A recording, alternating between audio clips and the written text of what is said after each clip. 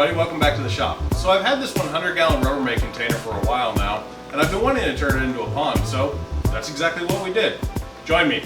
So you're probably wondering if you missed anything, and to be perfectly honest, you did. My dad decided that he was going to go ahead and build this box for me, and I thank him a whole lot because that a level of work is too much really to be doing in the shop. His fine craftsmanship and attention to detail led to the beginning of this video. Really what sets this box apart from any other box is that it is made of wood and it required a lot of sanding. In order to stain something of this size, it takes quite a while, and so I've sped up the footage at least 4 times so that y'all don't get bored. If you want to skip ahead, I totally understand, but it is kind of soothing to watch this go, so I'm just going to be quiet and watch.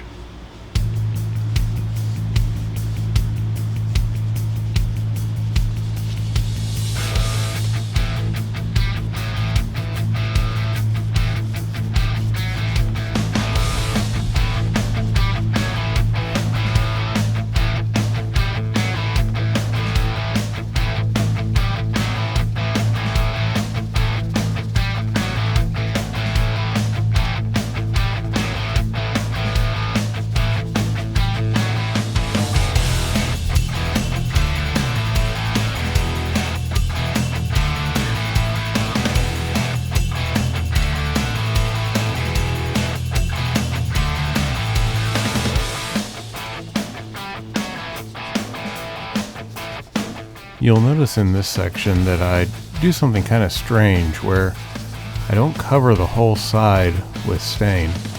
You'll see why that is in just a few moments.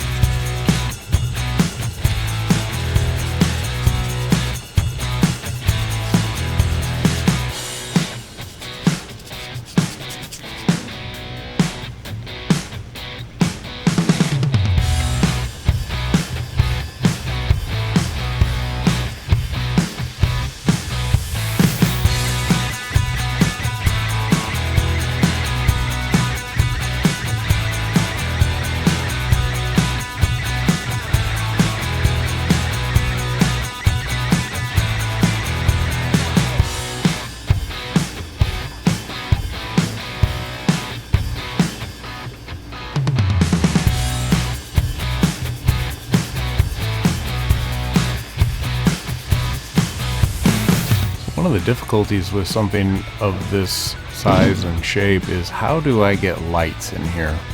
Well, I think we came up with a pretty good solution. It's just going to take a little bit of finesse to get this light to stay where I want it.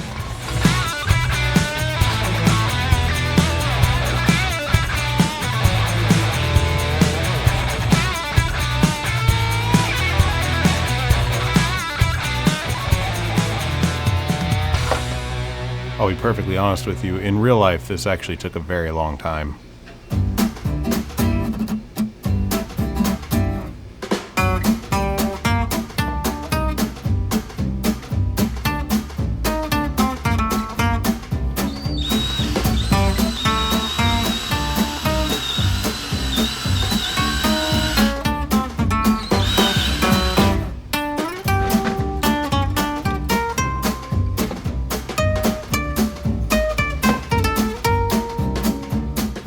In hindsight, a clamp or two probably would have helped quite a bit for this part.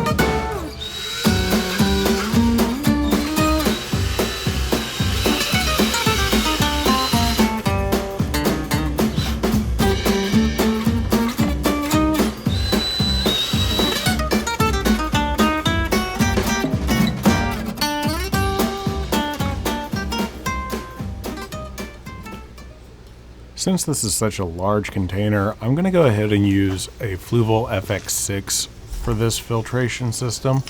And I'm going to put it on the other side of this wall, which just poses a few little difficulties. But we'll get this cleared out and we'll get that hole in the wall fixed so that we can have this filter be hidden behind this wall.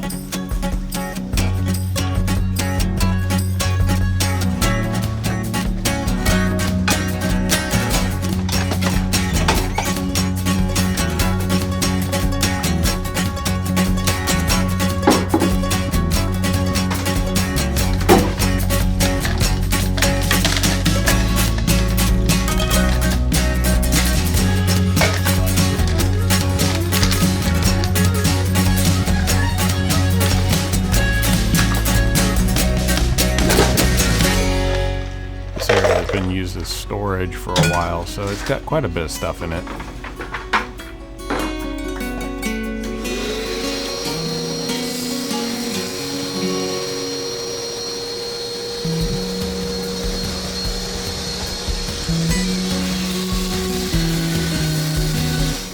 So the top box here is an old telephone line box. It's no longer in use, so we're going to go ahead and remove it. I find pretty quickly that the screwdriver is not strong enough to get these screws out. Kind of an awkward angle to be working in, honestly. I am on my hands and knees inside of this wall. Power tools make everything better.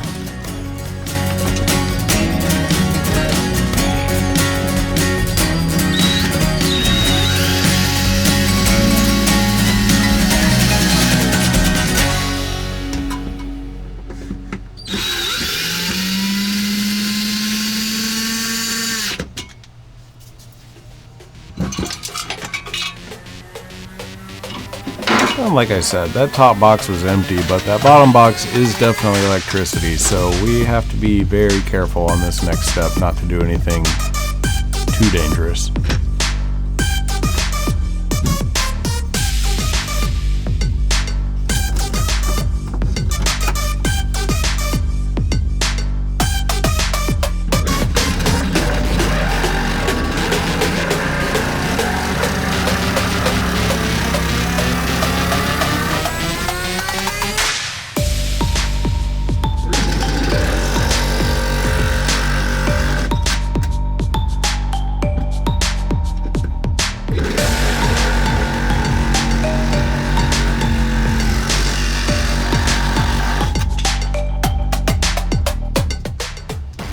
doesn't have to be pretty. It's going to be covered up by the box.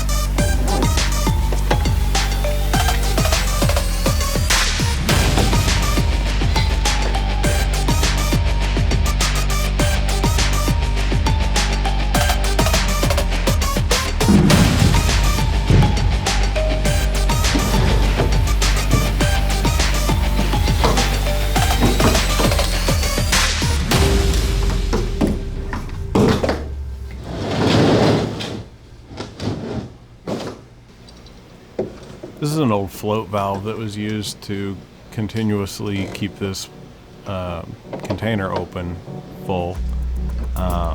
We don't need it on this, so I'm going to go ahead and take that off, and we'll get these holes plugged up so that we can actually fill this tub with water.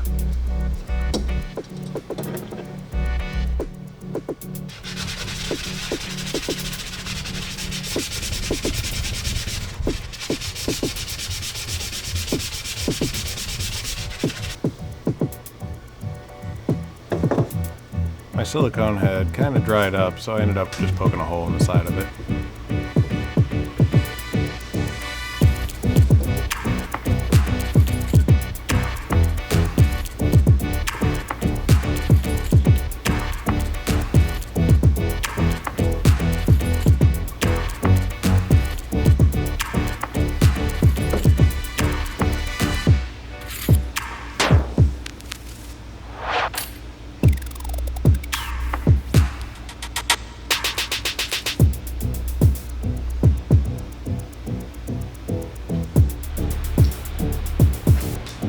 Remember that part where I only stained the middle portion of this side? Well, you're about to see what I'm going to do.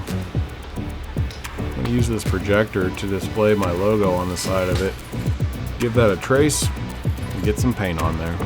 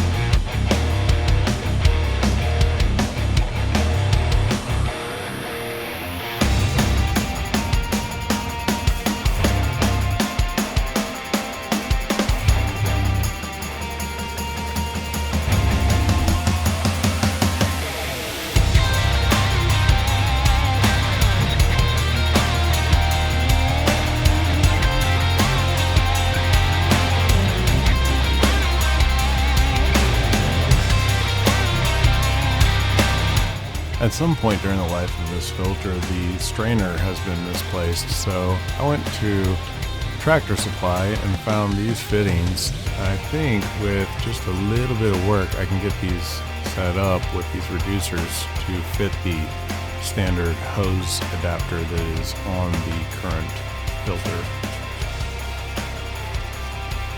Almost like it was made for it.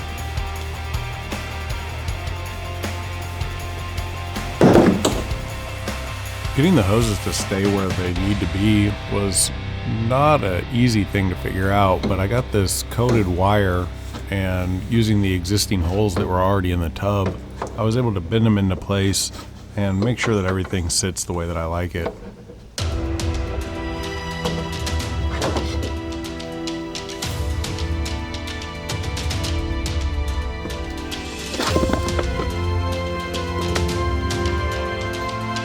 After that, all that's left to do is plug the light into a remote control switch.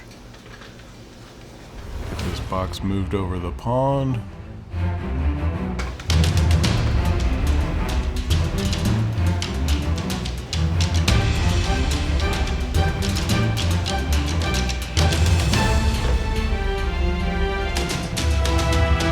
And plug that light in.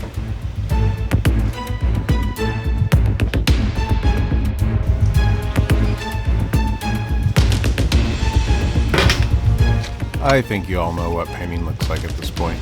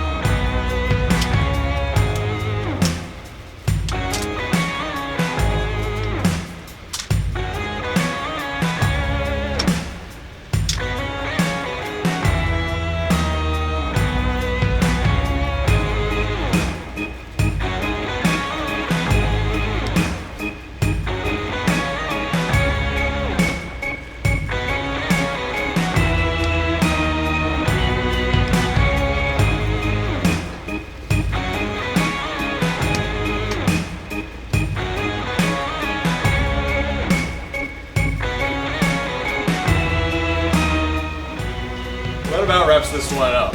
If you like seeing this sort of stuff, go ahead and hit that subscribe button. It lets me know that you like seeing this sort of stuff. Until next time.